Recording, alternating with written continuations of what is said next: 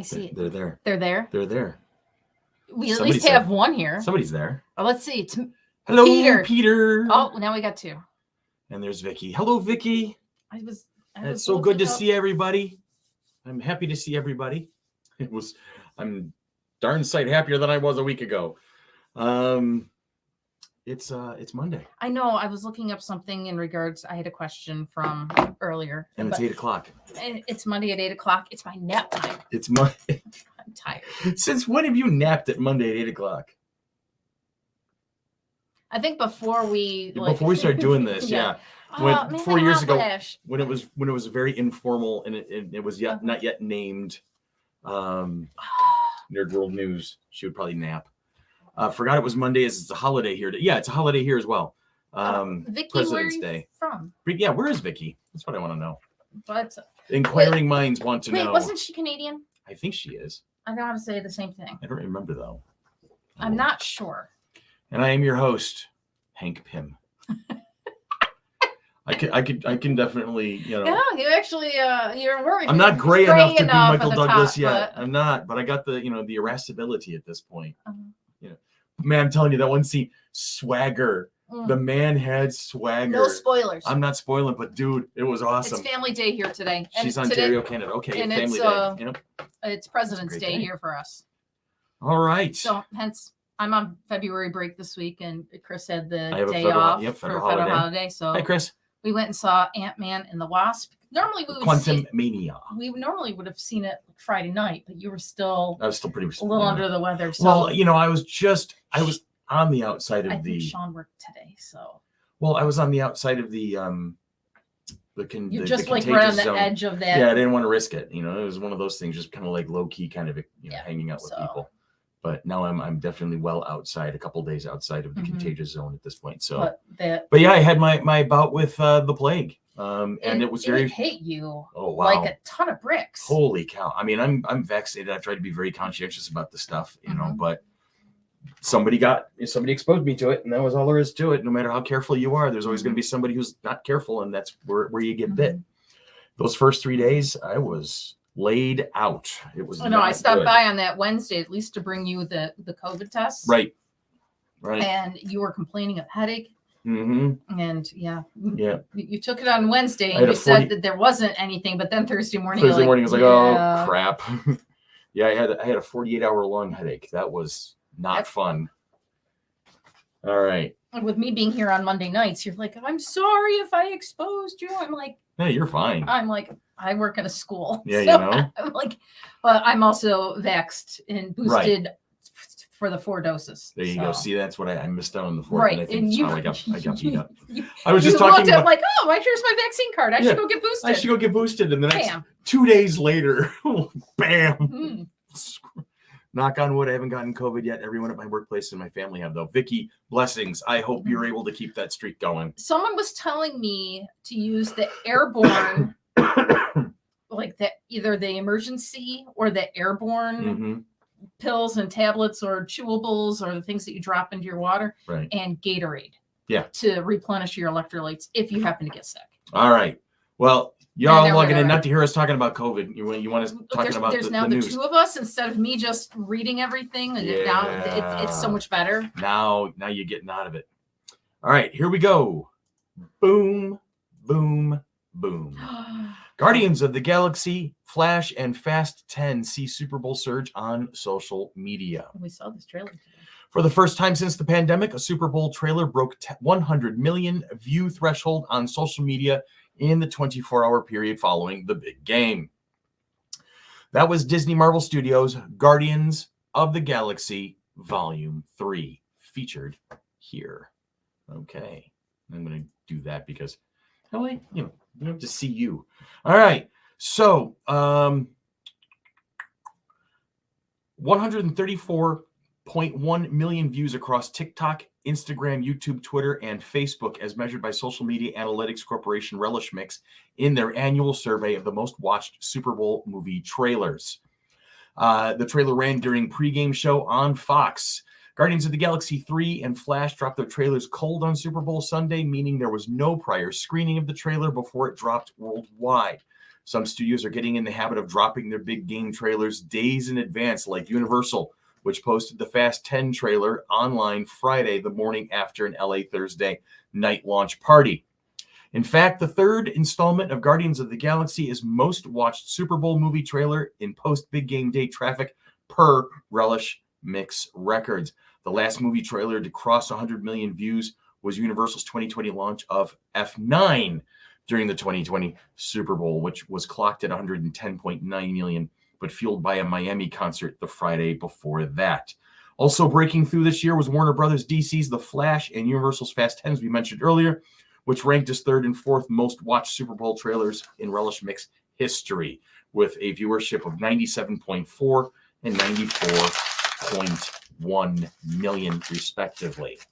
Now, in the Flash movie, the movie trailer, when Batman appears and says, "I'm Batman," is it Michael Keaton? That was Michael Keaton. Okay, that's. I'm like, is that Michael Keaton or yeah. I'm like, it was Michael Keaton. Okay, that's what I thought. That's getting everybody's. That's what's getting everybody's attention. Mm-hmm. I think in lieu of Ezra Miller's trouble and all of his, the ups and downs of his social life these days, all the stuff that he's been dealing with and causing. I think that's why they're hanging on to this movie as much as theirs, because it's bringing people the fan service of Michael Keaton's Batman. I love Michael Keaton as Batman. Oh, I'm telling you, it was a great thing to do. Now, let me jump over here real quick, and I'm going to lean out. I'll lean in. You lean in. No comics to read this week because Anne is feeling better, so we can comic chick on Wednesday, because otherwise it would have been like really delayed type thing. That's kind of Anne and I got hit at the same time. I know. I have not seen my bestie in 2.5, almost 3 weeks. Yeah. I know. She goes, "I miss you," and I'm like, "I miss you too." They do. It's cute. So I'll be going over a little bit early. And that's my fault, Wednesday, because the two of them would never have met if it wasn't for me. So there you go. At least I've done something for your life, I suppose. Mm-hmm. Yeah. So we're going to be doing that on Wednesday, opening boxes, opening comics, that type of stuff. As per usual. All right. We'll hopefully keep it somewhat settled. Is Star Wars being hurt by, quote unquote, so many spit-offs? Qui-Gon Jinn says yes. That's why Liam Neeson's on the screen. And that's now why Liam Neeson's off the screen. Liam Neeson gets asked in almost every interview if he would reprise his role of Jedi Master Qui-Gon Jinn in a Star Wars spin-off. The answer is often no. And such was the case when Neeson joined Paul Rudd, on February 16th episode of Watch What Happens Live. But Neeson took things a step further, explaining that his reason for not wanting to reprise Qui-Gon Jinn is because the Star Wars franchise is damaging its own magic. He goes on to quote as saying, "No, I'm not," Neeson said when asked if he's interested in returning. "There's so many spin-offs of Star Wars right now, it's diluting it to me, and it's taking away the mystery and the magic in a weird way." Neeson isn't wrong when he says that Star Wars franchise has been inundated with spin-offs. On the big screen, Lucasfilm has released Rogue One and Solo outside of the main Skywalker saga. The franchise has expanded greatly on Disney Plus with shows such as The Mandalorian, March 1st, The Book of Boba Fett, Andor, and Obi-Wan Kenobi having all aired. Upcoming series includes The Mandalorian Season 3, which launches on March 1st, by the way, March 1st. Ahsoka, and The Acolyte. Neeson had a brief cameo in the Disney Plus series Obi-Wan Kenobi, but he only had about 2 lines of dialogue. The actor made his Star Wars debut in Star Wars Phantom Menace, but his character died by the end of the movie, and his Star Wars tenure was cut short. Neeson told comicbook.com last year that he'd consider reprising Qui-Gon Jinn under one condition: it's got to be a movie, not a television show. He goes on to be quoted as saying, "Oh, I think so. Yeah, I think so. If it was a film," Neeson said then about a potential Star Wars return.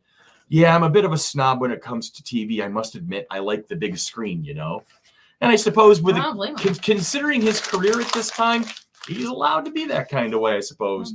He is a man with a certain special set of skills. Got to go with it." Jason Carr's on board. Hey, Jason Carr's on board. Hi, kids. Hugs and kisses while you work. It's good to see you, JJ. Hope all is well, Were my you buddy. working when Dan left for San Diego? Probably. And now, ladies and gentlemen, we told you that we would be the first ones to announce and hear if we have something to say.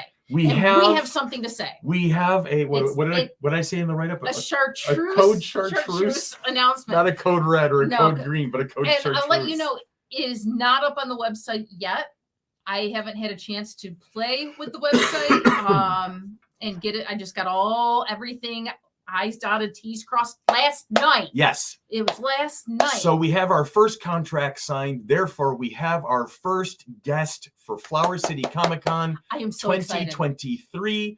You may know him, if you're a Supernatural fan, as one of the Four Horsemen, none other than Julian Richings, who played Death. He is a veteran character actor, best known for his portrayal as Death in Supernatural. He's also had memorable recurring roles in dozens of TV shows, including The Umbrella Academy, Orphan Black, Reginald the Vampire, Stephen King's Kingdom Hospital, and Doom Patrol. Julian's appeared in over 100 feature films, from Hollywood blockbusters such as Man of Steel, X-Men 3, Percy Jackson, The Lightning Thief, to indie fan favorites such as Wrong Turn, The Witch, Cube, and Anything for Jackson. A lot of people are very nervous around him, but he is actually quite charming. And guess what, ladies and gentlemen? September 16th, 17th, and September 15th, 16th and 17th of 2023, you'll get to meet Julian Richings at Flower City Comic-Con at the Total Sports Experience in Gates. I'm so excited. Tickets are on sale now. Now he's British turned Canadian actor. Yes. So, and I'm going to remember that, Chrissy. Code Heliotrope. I'm using that next. Just looking at his headshot, his eyes have just like a cool. He is so. I've seen him in interviews, and he's just such an easygoing. I'm so looking forward to meeting this guy. This is going to be one of those panels that I enjoy. Yeah, I was looking at some of the stuff on IMDb. He loves like going into like the little theaters and helping out, right? Like the up and coming actors. And, and if it's something that piques his interest, he may go in and do it for free. Exactly. So I just thought that was so cool. But as soon as I saw his photo when we were doing it, I'm like, Supernatural. Yep. But that's where I knew him from. Yep. And he was such an amazing character to watch in action, because he's not like that insidious, oh, I'm going to get everybody. He was just so calm, gentlemanly. You know? Yeah. and he had to put up with Dean Winchester on several occasions. So yeah. Anyone that had to put up with Dean Winchester that's a thing. So that's our first one. We have what, two others? Two other contracts out that I'm waiting to come back. Yes. So truly, as soon as we get those. And right now, what, one or two more working in the background, maybe? Yeah, a couple working in the background. Okay. So we're closing in on two more right now. When we have those, like I said, we don't keep secrets. So as soon as we have those signed, you'll hear from it. I mean, truly, as I said, I don't even have the stuff to put up on the website yet. Yes. Because I don't know how to do it. Yeah, Dan's out of town right now, so he did. We'll get it figured out. Did invite me to be able to edit the website, so I did do the post though for Instagram and Facebook, which will be dropping at 9:00 tonight. So that's why people had. I was trying to see what time it was. I can't tell.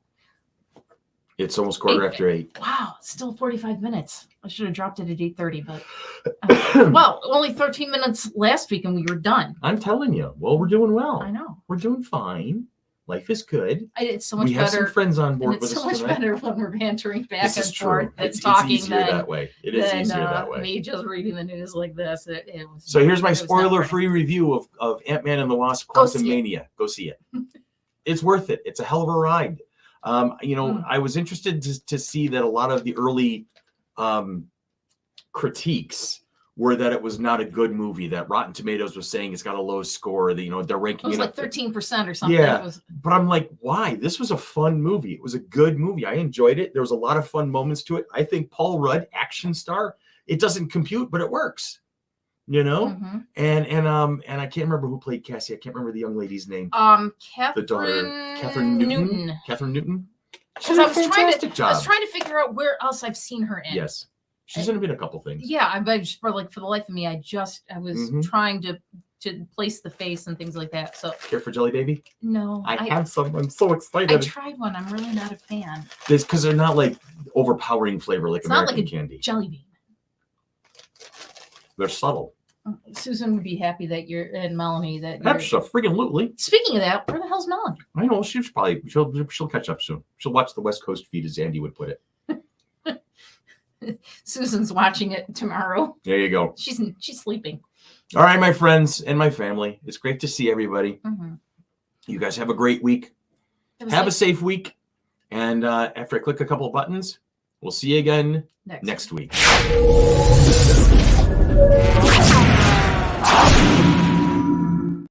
I gotta go now. Bye-bye.